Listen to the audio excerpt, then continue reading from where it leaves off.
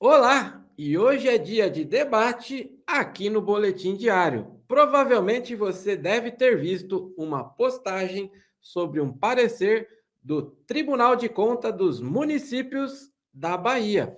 E para isso, nós resolvemos transformar, este debate num vídeo. E para isso, estamos recebendo aqui duas feras no tema. Uma você já deve ter assistido ontem, ela é assessora jurídica de licitações e contratos, que é a doutora Lícia Torres. E para complementar o nosso tema aqui hoje, estamos recebendo ele, que é gestor, articulista, e você já deve ter visto aqui várias vezes no nosso boletim diário, que é o professor Ronaldo Correia. Então, vamos ao debate?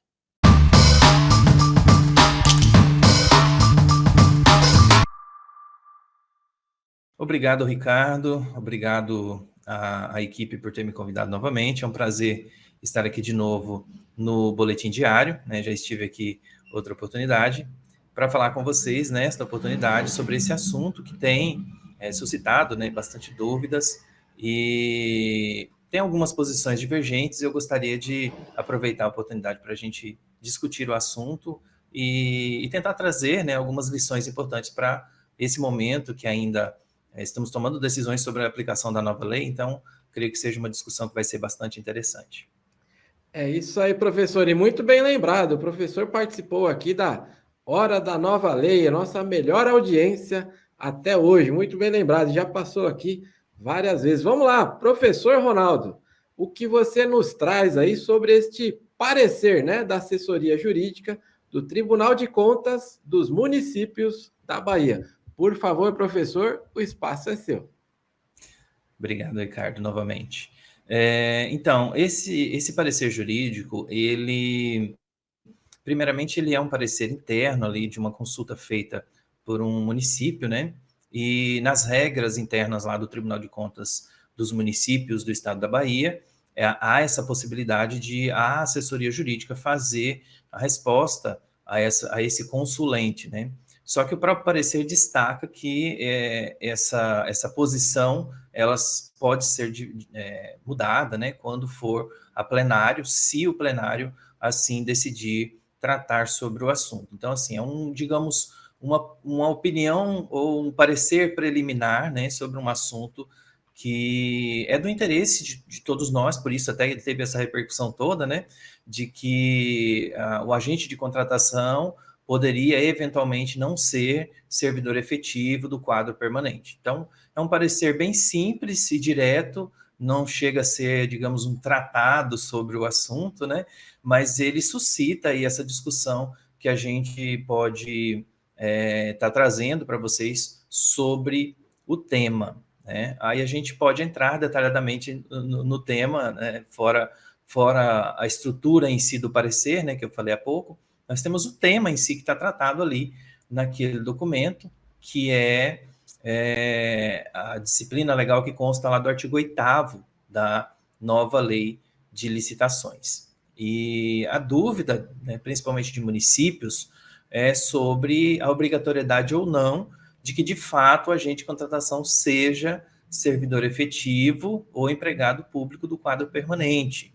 Apesar de estar positivado ali no artigo 8º da Lei 14.133, há doutrinadores que apontam a possibilidade de interpretar aquela parte da Lei 14.133 como sendo uma norma específica que vincularia somente a União, porque foi editada, né, pelo Congresso Nacional.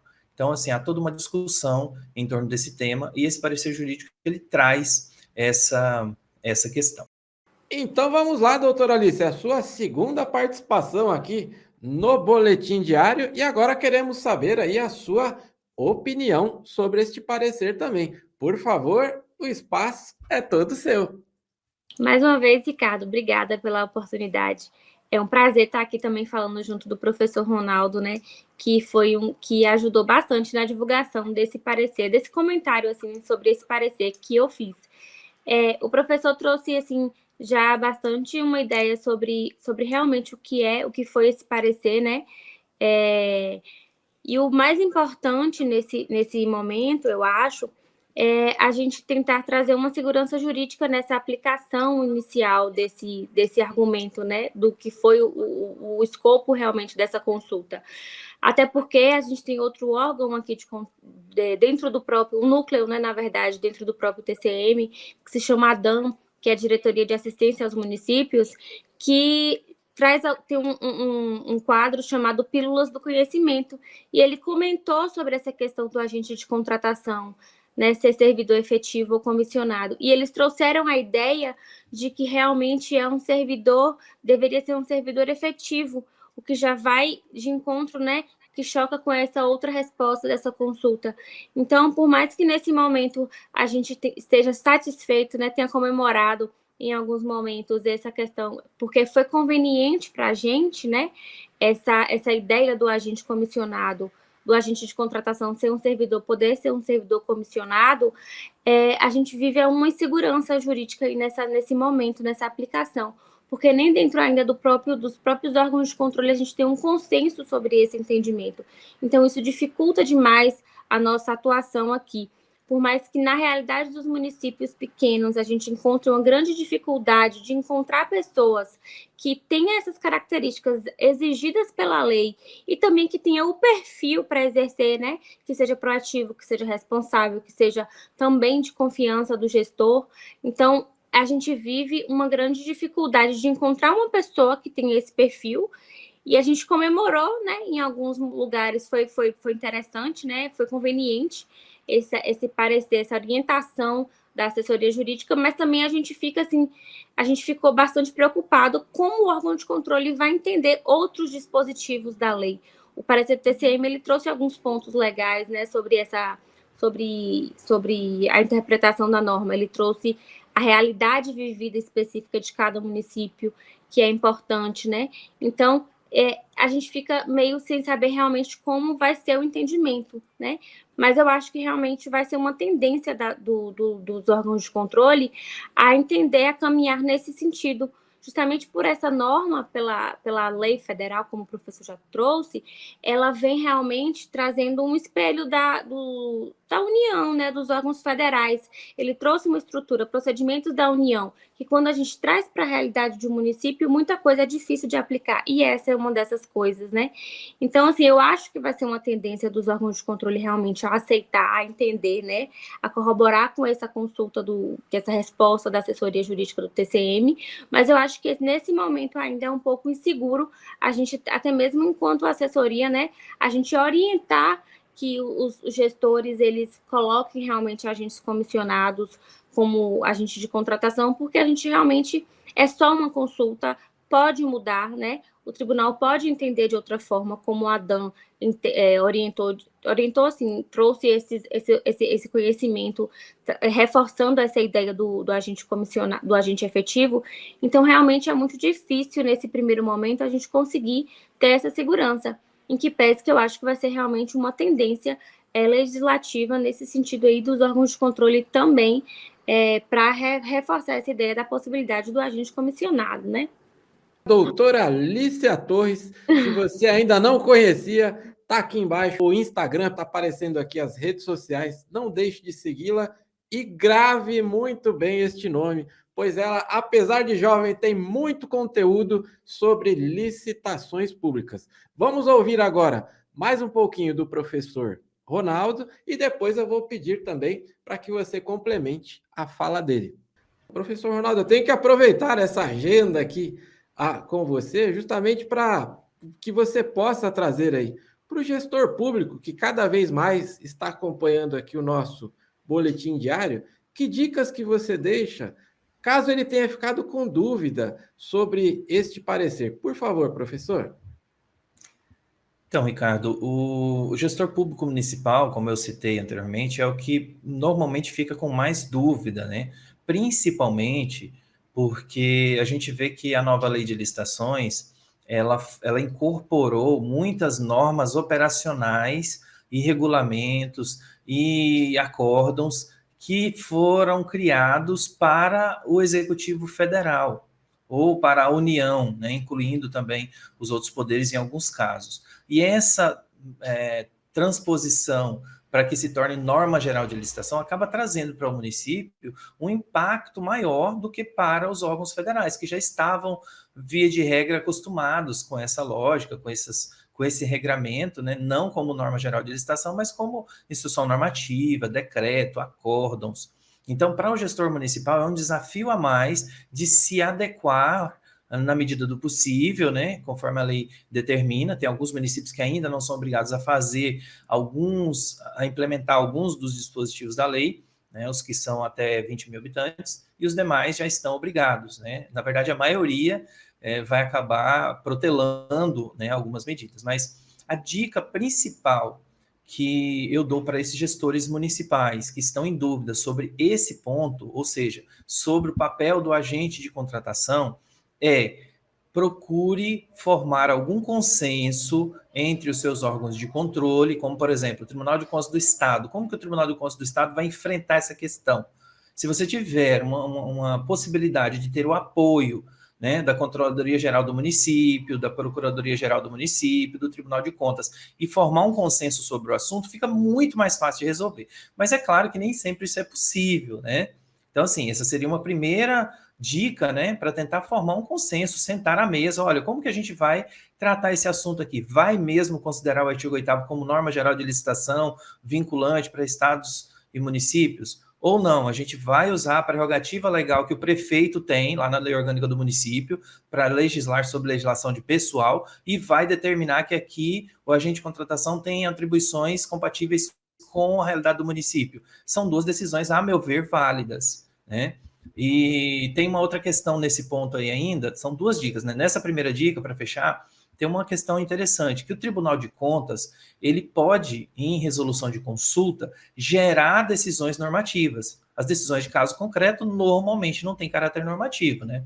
Servem lá de referencial de conduta, né, de material de estudo. Mas as decisões que se revestem de caráter normativo são aquelas em resposta à consulta. Então, assim, pode ser uma saída que o Tribunal de Contas pacifique, faça uma resolução de consulta, como, por exemplo, o Tribunal de Contas do Estado de Mato Grosso fez, tempos atrás, acerca de uma consulta do município de Sapezal, acerca da possibilidade do município aumentar os limites de dispensa. O artigo 120 da 866 dizia uma coisa, e o Tribunal de Contas do Estado de Mato Grosso disse, não, isso aí não é norma geral de licitação, não, pode atualizar. Então, assim, seria mais ou menos isso. Fechando essa primeira dica. A segunda é, caso não seja possível esse consenso entre órgãos de controle e o município para poder pacificar esse assunto localmente, procurem editar leis, não decretos, mas leis, né? Ato legislativo originário, né? Para poder disciplinar sobre esse assunto. Por quê? Quando se traz essa prerrogativa do município, né, para legislar de forma concorrente, está lá na Constituição Federal essa possibilidade, né? O município, né, poderia aplicar ali numa lei o entendimento de que o agente de contratação ali, ele vai fazer coisas que não são exatamente as que estão na lei 14.133, que são mais adequadas à realidade do município. Ótimo, está lá a lei. Se por acaso essa lei for questionada, por exemplo, pelo Tribunal de Contas, ele não pode fazer o controle de constitucionalidade dela, teria que subir, né, para uma instância judicial. Então, assim, dá uma segurança jurídica maior ao gestor. Outras formas de resolver isso pode não ser muito seguro, como, por exemplo, fazer um decreto passando por cima do artigo 8º e implementando o agente de contratação de forma totalmente diferente. Pode ser que não dê nada, pode ser que o Tribunal de Contas concorde, mas se não concordar, pode, né, haver uma mudança, né, ou um questionamento sobre essa decisão e ela ter que ser revertida. Já se tiver um consenso, ou se o Tribunal de Contas emitir uma resolução de consulta, está mais seguro para o gestor. Ou se tiver uma lei propriamente dita, né, uma lei ordinária ali municipal tratando sobre o assunto, dá mais segurança jurídica ao gestor. Porque no final das contas, a dúvida surge exatamente quando o gestor vai buscar segurança jurídica para atuar. E agora, mais uma vez aqui, doutora Alice, eu preciso, né? Depois já ouvimos aí algumas dicas do professor Ronaldo, e agora eu vou pedir para que você, se possível, possa complementar também esta fala. Mais uma vez, o espaço é todo seu. Obrigada. Eu acho que o professor trouxe já realmente o cenário que a gente precisa, né, que a gente deve orientar e que os gestores deveriam seguir, que é essa questão de legislar sobre isso e realmente ser uma decisão conjunta do gestor com os órgãos que representam a administração pública interna, né, que são as linhas de defesa, considerada inclusive pela nova lei. Não deve ser nada isolado. E também eu só queria reforçar que nesse sentido, né, de ser algo conjunto e algo pensado, né, planejado, o parecer do próprio, a resposta à consulta do próprio TCM, ele traz que o gestor ele deve motivar essa escolha, né? Ele deve justificar a escolha de não selecionar um agente do quadro efetivo, mas sim um agente comissionado para o exercício, né, dessa função do agente de contratação. Então, isso só corrobora com o que o professor Ronaldo trouxe como dica, que eu acho que realmente é o caminho, né? A gente trazer essa discussão conjunta, trazer todo mundo para a realidade do município, né? Para viver um pouco o que o município passa, né? A dificuldade de se encontrar realmente esse profissional, para que os órgãos de controle também consigam entender e caminhem junto com o gestor nesse processo, que vai ser realmente muito difícil, né? A gente conseguir um consenso sobre a forma de atuar dos órgãos de controle e também sobre as expressões da lei, né, o que a lei quer realmente, o que o legislador quis dizer quando ele estava trazendo aquele texto da lei. Então, eu acho que a gente precisa todo mundo andar junto nesse momento, e eu acho que essa discussão conjunta, como o professor trouxe, é muito, muito importante. E é isso, é sempre trazer para os processos da nova lei a justificativa das escolhas, e inclusive no caso de se escolher um agente, né, que não seja do quadro efetivo da administração para ocupar uma dessas funções, né, impostas pela nova lei. Excelente, doutor. E eu preciso ter mais bate-papos como este aí. Tenho certeza que vocês agregaram bastante. Pedi para você fazer um fechamento também, fazendo aí o seu agradecimento e, claro, convidando para quem não assistiu ainda, a doutora Alicia gravou um vídeo, saiu ontem. Se você ainda não assistiu, eu super recomendo. Então, vamos lá, doutora, por favor. Obrigada, Ricardo, mais uma vez. E é isso aí, pessoal. Eu tenho feito um trabalho sobre a implementação da nova lei, né? Convido vocês a assistir esse vídeo que a gente fez, que saiu ontem no canal, e também acompanhar nas redes sociais, porque eu tenho tentado trazer sempre novidades, né, sobre a nova lei e alguns entendimentos que a gente tem tido por aqui. E obrigada a todos. Eu que agradeço já em nome de toda a família Forset. Super recomendo o vídeo de ontem. Ela fala muito bem aí sobre a implementação da nova lei e como falamos, né, na prática. Muito obrigado, doutora. Eu que agradeço.